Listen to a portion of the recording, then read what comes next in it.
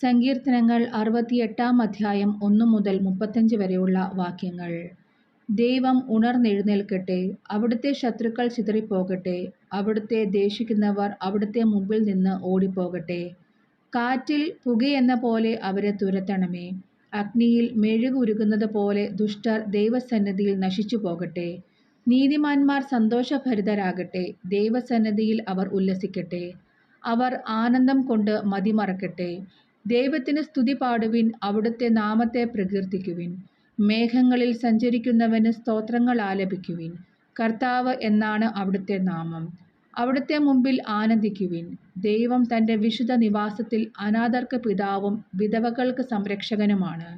അഗതികൾക്ക് വസിക്കാൻ ദൈവം ഇടം കൊടുക്കുന്നു. അവിടുന്ന് തടവുകാരെ മോചിപ്പിച്ച് ഐശ്വര്യത്തിലേക്ക് നയിക്കുന്നു. എന്നാൽ കലഹപ്രിയർ വരണ്ട ഭൂമിയിൽ പാർക്കുന്നു.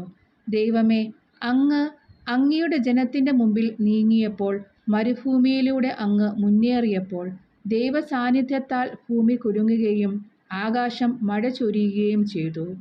സീനായി പോലും ഇസ്രായേലിൻ്റെ ദൈവമായ അവിടുത്തെ മുമ്പിൽ കുലുങ്ങിപ്പോയി. ദൈവമേ, അങ്ങ് ധാരാളം മഴ പെയ്യിച്ചു. അങ്ങയുടെ വാടിത്തളർന്നിരുന്ന അവകാശത്തെ പൂർവ്വസ്ഥിതിയിലാക്കി. അങ്ങയുടെ അജഗണം അതിലൊരു വാസസ്ഥലം കണ്ടെത്തി. ദൈവമേ, അങ്ങയുടെ നന്മയാൽ ദരിദ്രർക്ക് ആവശ്യമായതെല്ലാം അങ്ങ് നൽകി. കർത്താവ് ആജ്ഞാപിക്കുന്നു, വലിയൊരു ഗണം ആ സദ്വാർത്ത വിളംബരം ചെയ്യുന്നു. സൈന്യങ്ങളുടെ രാജാക്കന്മാർ പിന്തിരിഞ്ഞോടുന്നു, പലായനം ചെയ്യുന്നു. വീട്ടിലുള്ള സ്ത്രീകൾ കവർച്ച വസ്തുക്കൾ പങ്കിടുന്നു. നിങ്ങൾ ആട്ടിൻ തൊഴുത്തിൽ ഒളിച്ചിരിക്കുകയാണോ? ഇതാ, വെള്ളി കൊണ്ട് പൊതിഞ്ഞതും തിളങ്ങുന്ന പൊൻചിറകുള്ളതുമായ പ്രാവിൻ രൂപങ്ങൾ. സർവശക്തൻ അവിടെ രാജാക്കന്മാരെ ചിതറിച്ചപ്പോൾ സൽമോനിൽ മഞ്ഞു പെയ്തു. ബാശാൻ എത്ര ഉത്തുംഗമായ പർവ്വതമാണ്! അനേകം കൊടുമുടികളുള്ള പർവ്വതം, കൊടുമുടികളേറെയുള്ള പർവ്വതമേ, കർത്താവ് എന്നേക്കും വസിക്കാൻ തിരഞ്ഞെടുത്ത മലയെ നീ എന്തിന് അസൂയയോടെ വീക്ഷിക്കുന്നു?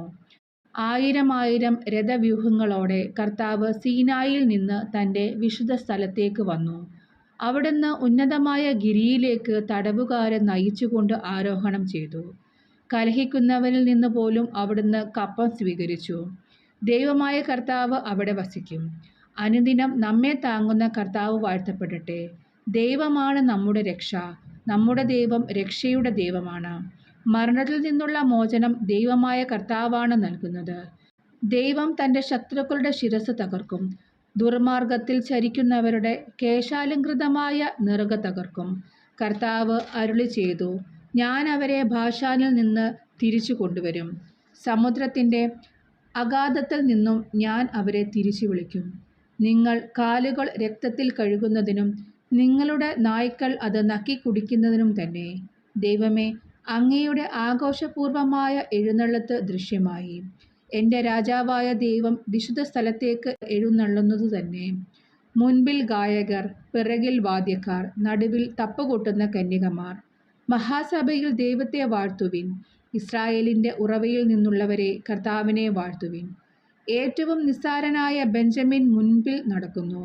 പിന്നീട് യൂദാപ്രഭുക്കന്മാരുടെ സംഘം. സെബുലൂണിൻ്റെയും നഫ്താലിയുടെയും പ്രഭുക്കന്മാർ അതിനു പിന്നിൽ. ദൈവമേ, അങ്ങയുടെ ശക്തി പ്രകടിപ്പിക്കണമേ. ഞങ്ങൾക്ക് വേണ്ടി അത്ഭുതങ്ങൾ ചെയ്ത ദൈവമേ, അങ്ങയുടെ ശക്തി പ്രകടിപ്പിക്കണമേ. ജെറുസലേമിലെ അങ്ങയുടെ ആലയത്തിലേക്ക് രാജാക്കന്മാർ അങ്ങേക്കുള്ള കാഴ്ചകൾ കൊണ്ടുവരുന്നു.